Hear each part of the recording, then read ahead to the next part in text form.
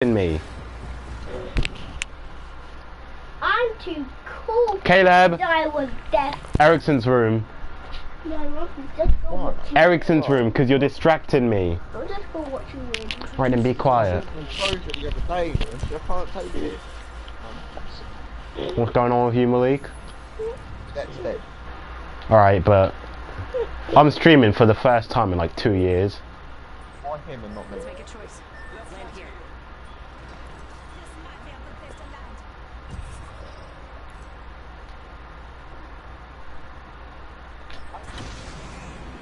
Enough lambing around. We drop them. Oh, both. Yes, Caleb, what are you doing? What? One body, what? Where? Oh god, people are dropping here too. I'm not going to be alone. Are you? Is that one you flying? No. That's real good. That's a real one in your reflection, without a follow, without a mention. You gotta be nice for what on these niggas? Do you know there's a girl outside? Is that girl not on your team? There's a girl on my team, yes. But can you stop talking about the females, Caleb? They say shoot the girls. I'm gonna shoot all the girls. What? You want a girl on your team? Yes, even the girl on my team.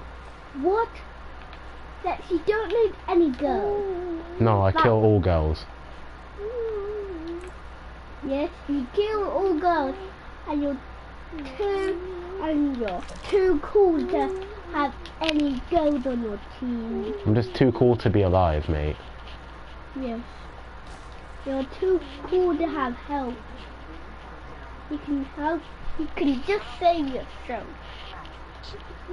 Did you just tell me to kill my... I still see your shadows in my room. He genuinely just told me to kill myself. Where did that go? Oh, what is that? I thought somebody on it. Sorry.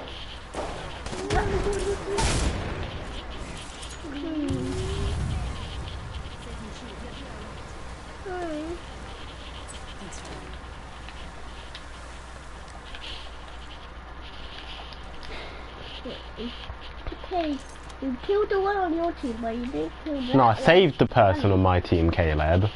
Okay. Bust down, Tatiana. I want to see you bust down. What you needed no guns? Anything? Did you save her to kill her? Yes. Okay, so nobody else can kill anybody. Nobody else can kill anybody. Yes.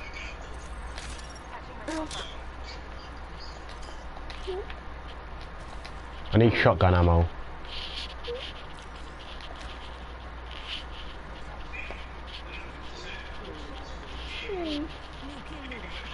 If you saved yourself and to kill yourself, if you saved yourself to kill yourself, Yes, Kayla, I saved myself so I could kill myself.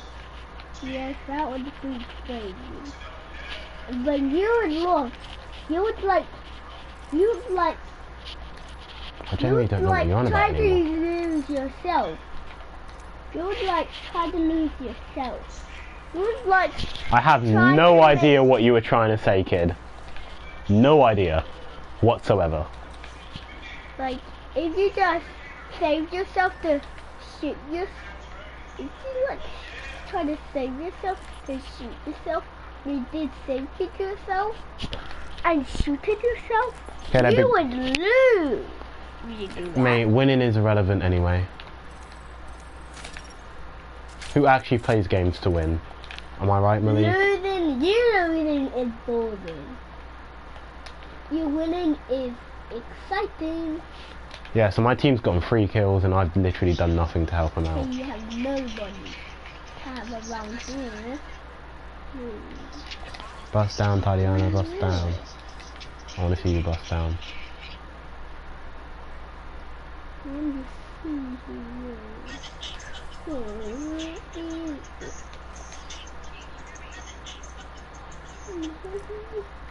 Ain't got any shield. Are you playing?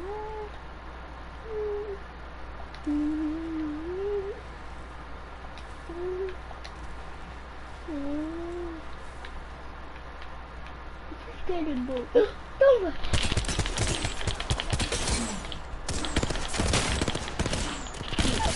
First try to kill her, but you didn't kill her yet. I killed her. Yeah? No, I'm just kidding. What? Oh, almost got a second too. If you put yourself on the baddie and attacking somebody, you would shoot Where's that? yourself. If Teammates. you were the bad guy who was attacking a good guy, you would shoot yourself. You would want to die, but you'll be Yes. a good guy soon. Good job, team. Got me a kill too.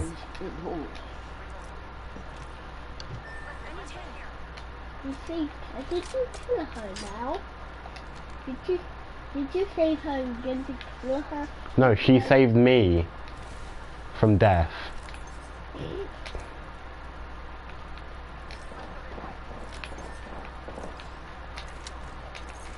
Oh, Phoenix kit. Just a scare. 1 second. So you might need help when you get quicker. So you can't get saved like that. You have to start over again. Oh, boost, boost, boost, boost, boost, boost, boost, boost. Here. Boost it. I tick what's name to some more. Where is he? Yeah, we'll check your Snapchat. Wait 1 second, I'm like desperately trying. Oh, he's behind us. Oh, don't let it take the zero. Oh my god. I'm genuinely just being nonced. Come on, come on. No, revive me, revive me. There are people on us. There are people on us. 1 second. We got this.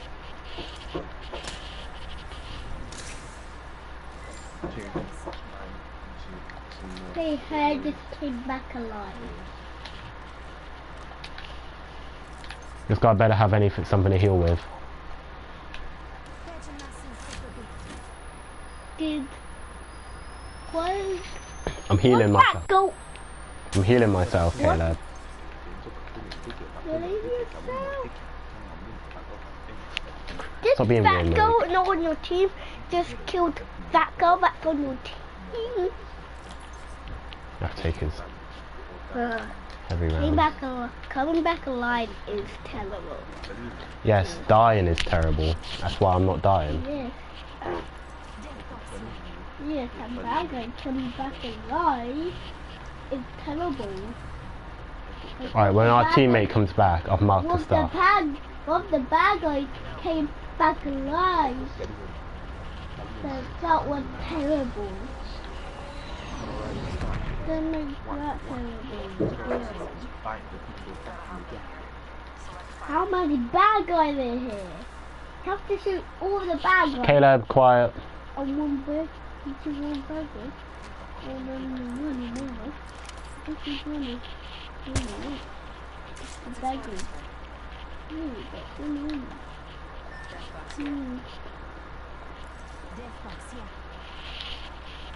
I will follow you, I will follow you. I will follow you. Yes, Caleb, eyes always in front of me. I feel like in front of Caleb, now. get away. I'm trying to play a game. Stop! No, otherwise you're going back with Ericsson.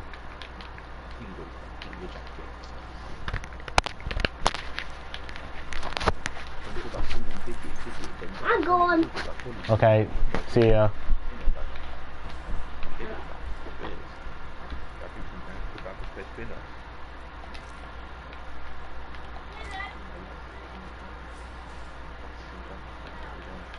I need a shotgun. I found a shotgun. Straight after saying I need a shotgun, I find a shotgun. Right, am I sure I want to choose a shotgun over a mini sniper? Yeah. I'll take that.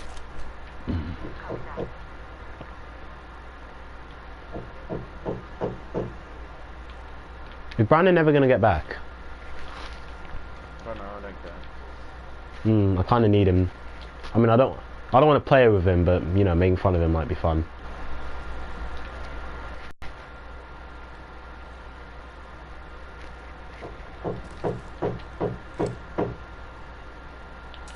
Listen up, I'm calling a lifeline packaging.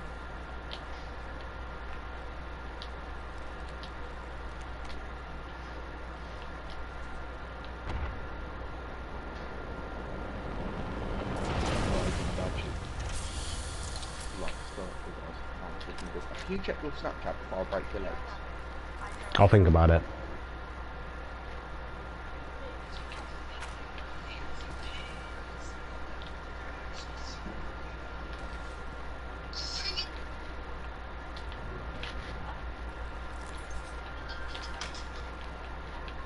I need memes, right? But you'll send them to me. You're expecting me to check them.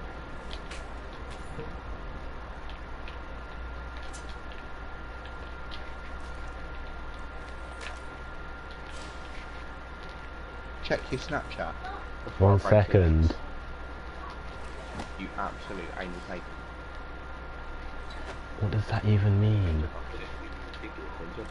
Where's my team gone? Oh, they just ditched me. I should probably catch up to them.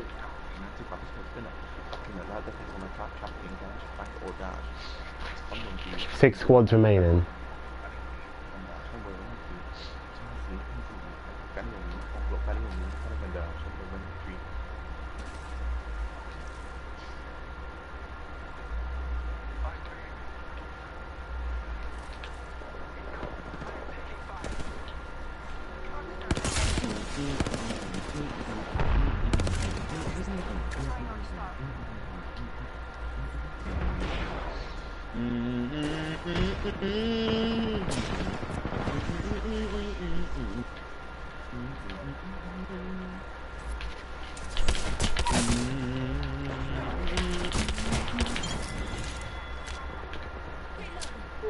Enemy kill.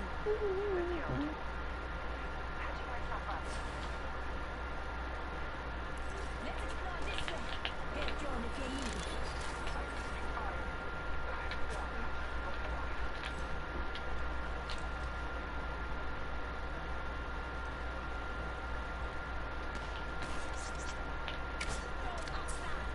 Setting shield, you'll be alright. Caleb, stay out.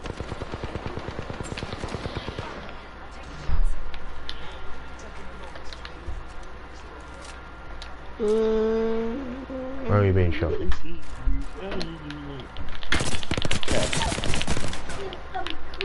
Your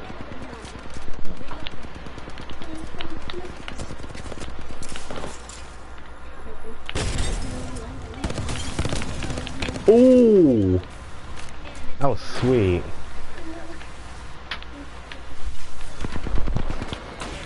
Double kill. 2 for the price of 1. Let's go.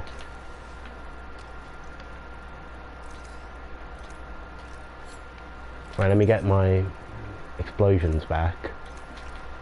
Mate, explosions in this game are way too strong.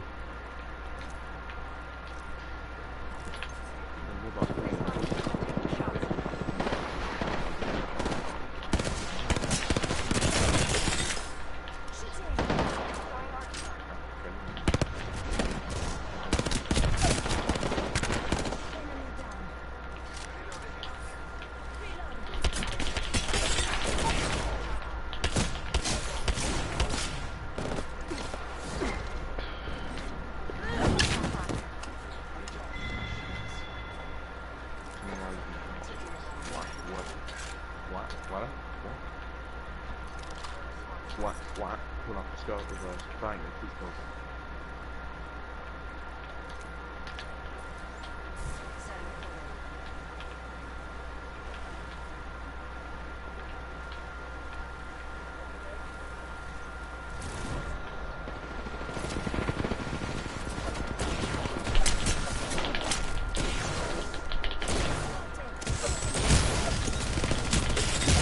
Oh my god. I trusted him by taking his portal and it just got me kill. I trusted him. I took his portal. I trusted him. And it got me killed.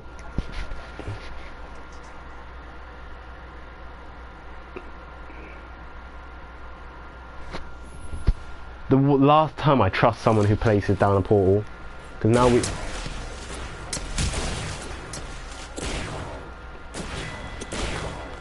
Yep. Oh, we did so well too. Oh, that's unfortunate. The gay boy you punched in the hall today committed suicide a few minutes ago. Mission passed. Respect plus. Oh my god, Malik, you can't do that. What? You can't. That's not funny. What? It's hilarious. What? The one about the gays. The gay boy you punched in the hall today. Oh yeah. It's hilarious. Plus. Respect plus.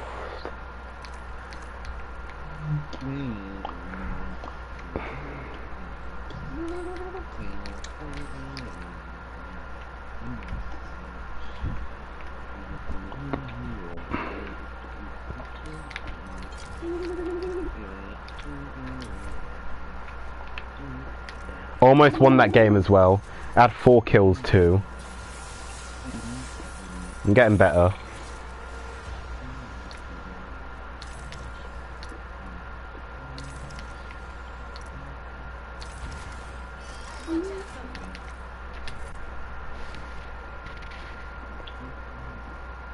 I wish I could save that as a picture because I don't want to take a screenshot. What? Have you got that glitch where you can't hear anything from Snapchat? No. You turn up your volume. My volume's at max. Turn it down. You turn it down. If you can't hear the video at the beginning, it won't start. It's not like the beginning now. You need to turn it down more, and then turn it back up, and then it'll start rising again. It happens to me all the time. I get really confused, and then I'm like, oh yeah, it's Snapchat shit. It is pretty bad.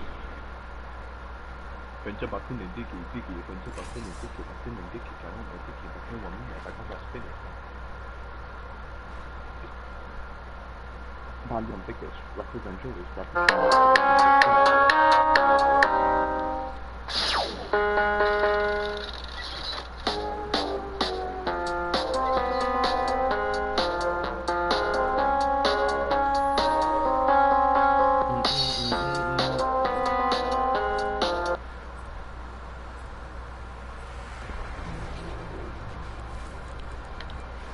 Get ready. Today is not gonna be easy. Why is Billie Eilish so thick? Wait, let me find out how old she is real quick. There's a win out there waiting for us. I put the time in. I've earned my stripes. Oh, she's 17. Okay, it's perfectly fine.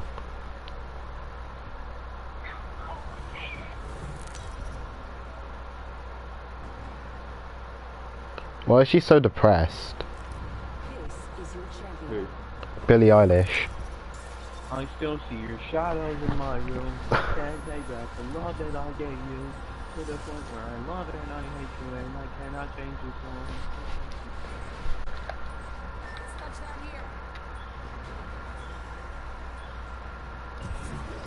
I say we land here. Okay.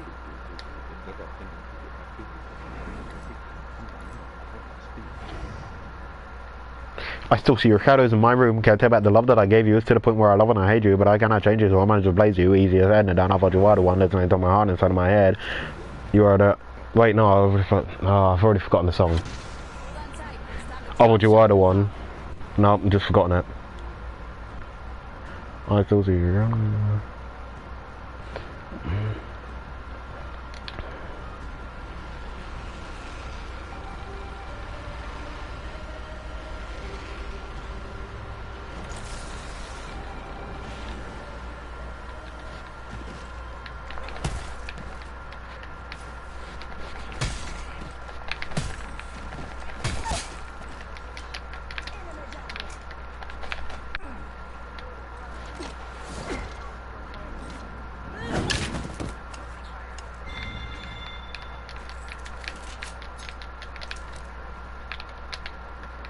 I killed someone before they were even able to pick anything up. I literally punched them to death. And now I'm gonna wait for their friend to come try and save them and just kill him. Oh my god.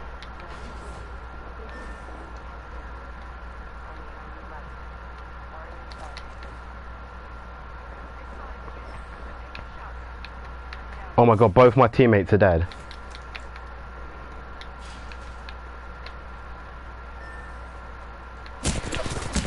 Oh, I'm dead.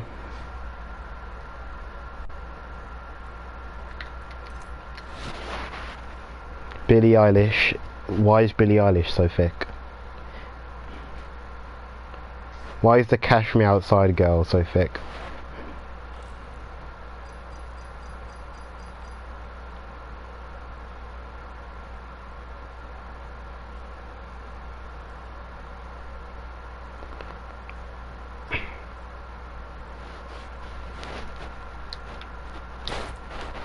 Why is Bad Baby so thick?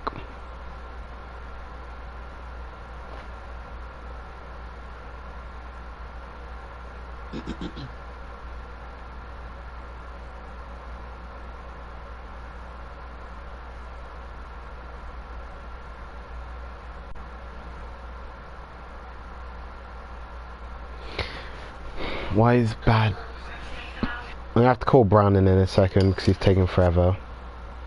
Bottom one done, and she was like, okay, sure, just don't tell Frank. With a Switch guarantee, moving bank accounts is easy. And you can get all sorts of rewards, like money. It's February 12th, 2000.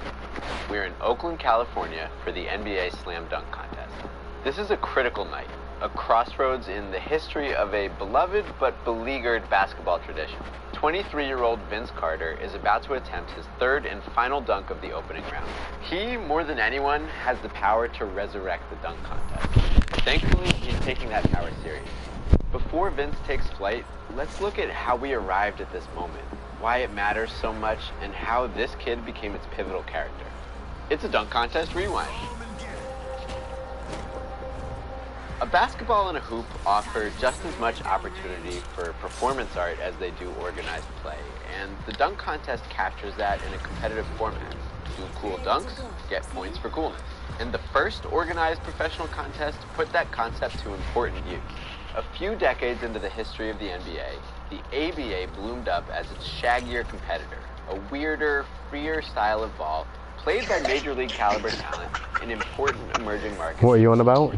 By All-Star Weekend 1976, the ABA was struggling, but the product those players offered was cool enough to bring league investors close to achieving their ultimate goal, cashing in on a merger with the NBA. And just in case the ball didn't sufficiently showcase the talent, the ABA decided to put on a dunk contest at halftime of the All-Star game. It was a fun contest featuring a bunch of future Hall of Famers, won by Julius Erving's soaring slam from the free throw line. It sparked interest in continuing the event, and it hurt getting the merger done that summer. The following, now an NBA franchise, hosted another All-Star Weekend, and they decided to hold a dunk contest the original way, in one night with one of the original participants involved. From then on, the contest became an All-Star Weekend fixture. It attracted rising superstars like Michael Jordan, Dominique Wilkins, and Clyde Drexler, as well as not-quite stars whose creative performances helped put them on the map. 5'7" Spud Webb became a household name with his incredible performance in 1986, including some dunks like this off the bounce. There's just one problem. There are only so many kinds of dunks people can do, let alone conceive of. Present company excluded. I can dunk in ways that would explode your skull. The creativity bubble became apparent in the early 90s. First, there was a mini run of middling players winning with kind of gimmicky performances, while the biggest names sat out or just half-assed the contest. Except for Sean Kemp. Sean Kemp kept showing up, trying cool stuff, even though he never won. Thanks, Sean. Rookies won the 93 and 94 contest. Isaiah Ryder's through-the-legs East Bay funk dunk in particular provided hope of a new era. But Ryder and Harold Miner flamed out well short of the Wilkins-Jordan dunk rivalry, and the NBA's next wave of young stars just didn't participate. At least not the right one. We slid into the dark ages, dunk contests lacking both star power and creative gimmicks. Brent Barry got the 96 trophy by just jumping from kind of far away while wearing his warm-ups. And 1997 was somehow worse. We have a whole video about that. I'll give you a link at the end. In fact, 97 was so boring that the NBA ditched the whole thing in 1998, replacing the dunk contest with the two-ball competition, an event that earnestly tried to incorporate NBA legends and stars from the nation WNBA, but neglected the artistry that makes these kinds of basketball minigames cool. Any hope of reintroducing the dunk contest in 1999 fell by the wayside. Because of the lockout, there was no All-Star Weekend at all. But in December 99, the league quietly made an announcement. If we all survive Y2K, let's do some dunking in 2000. And here we are in Oakland. The computers didn't murder us, and we're doing dunks. So the obvious question is why?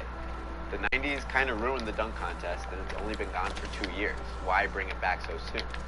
Simple answer. They've got the people.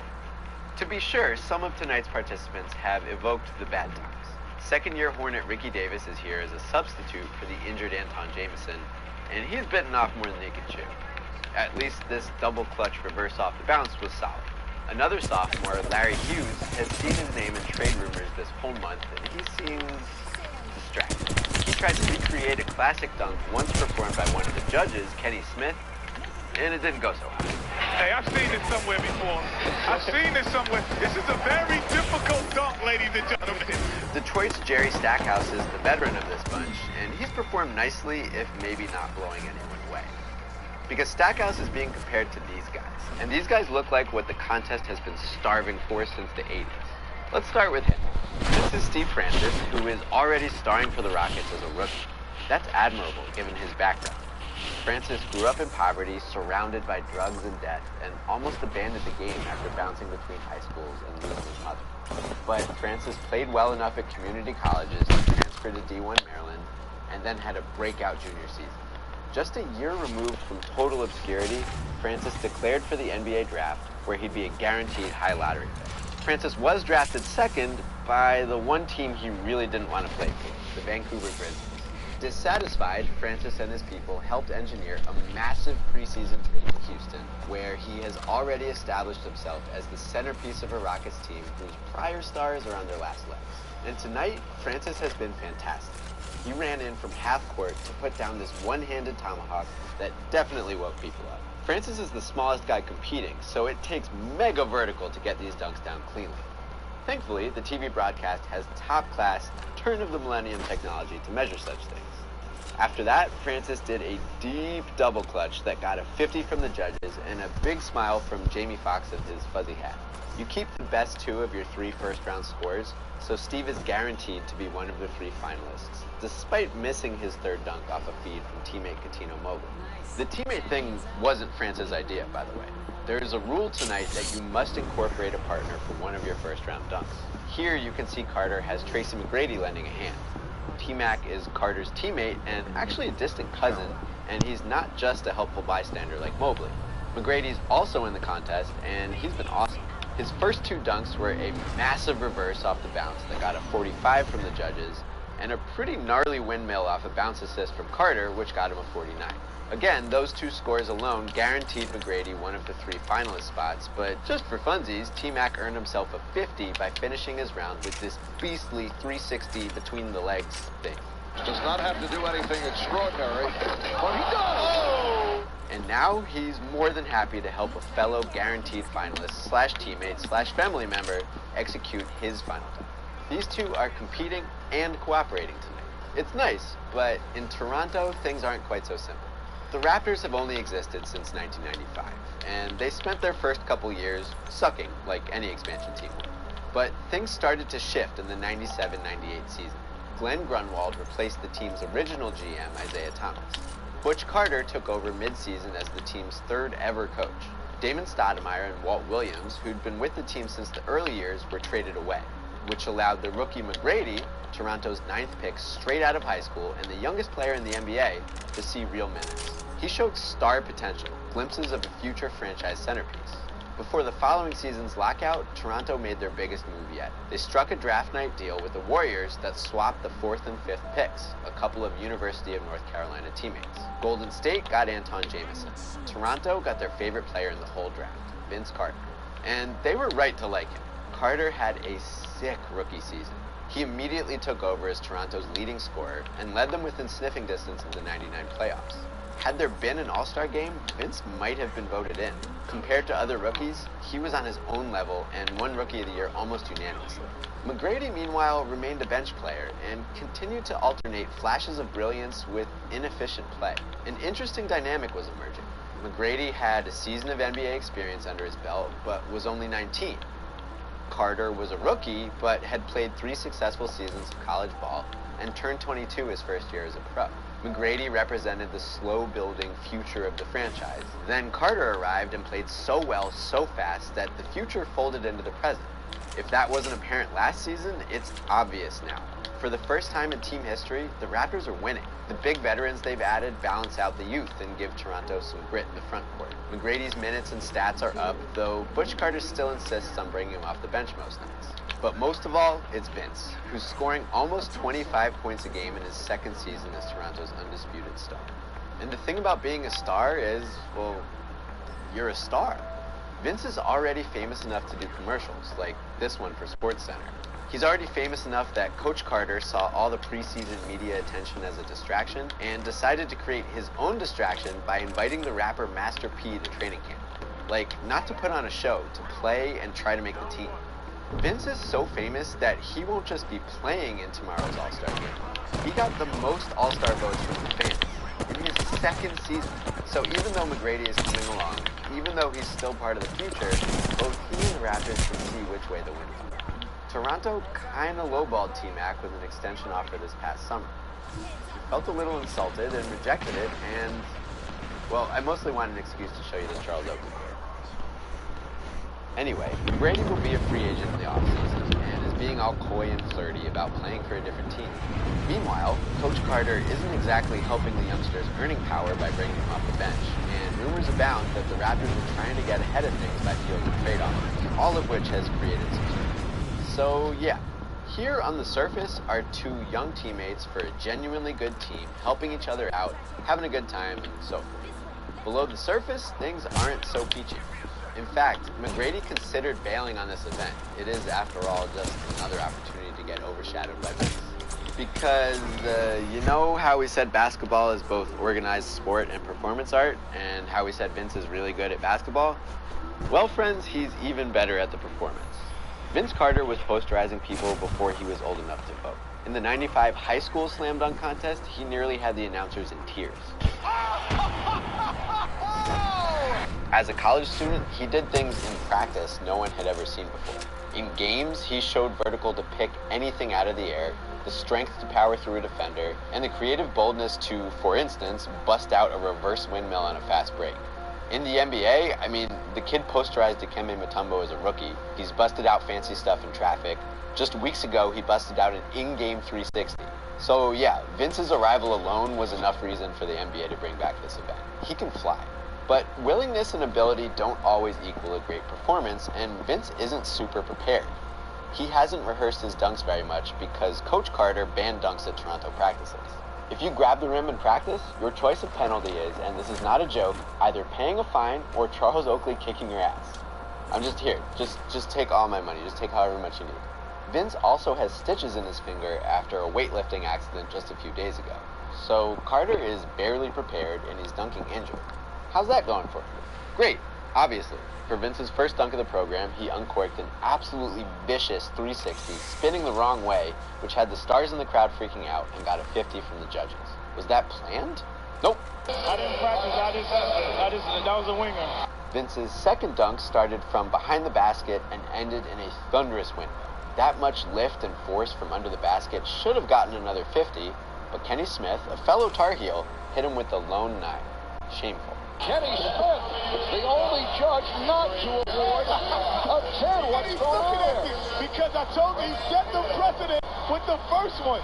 So Carter has a score of 99 off his first 2 dunks. Like Francis and McGrady, he's a lock for the final round. Vince can mail this one in, and in fact, he's only incorporating T-Mac because he didn't know about the partner dunk rule until just now. But if we rewind just a few moments, you'll see that Vince is gonna go for it even though he doesn't have to. He aborted his first attempt, but it sure looked like he was planning to go through the legs off the bounce. That's like a taste of Spud Webb mixed with a taste of Isaiah Ryder in one dunk. We haven't seen that before, not in this contest. And this contest could use exactly that kind of spark. A tradition that migrated from the ABA to the NBA and featured some of the most exciting rising stars of the 80s, lost its luster in the 90s, then disappeared entirely. Now it's returned with just enough young talent to make it a big deal again.